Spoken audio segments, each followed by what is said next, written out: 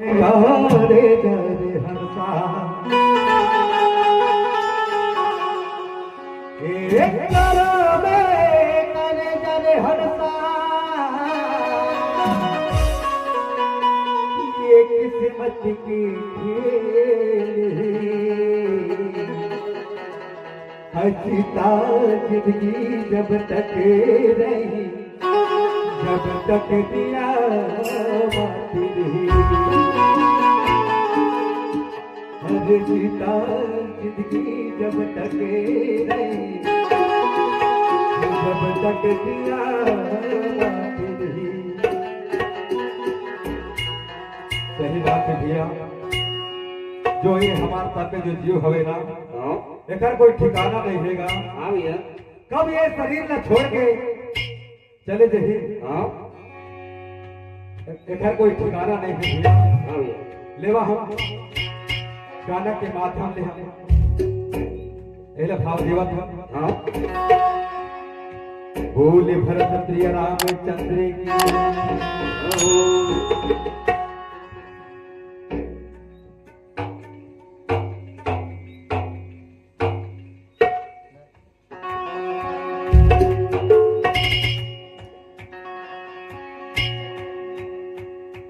हर पिंजरा के चिड़ैया उड़ा जाही भैया दो दिन के महिमा।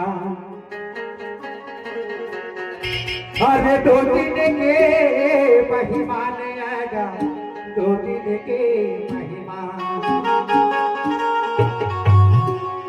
अरे दो दिन के महिमा ने का भैया दो दिन के महिमा।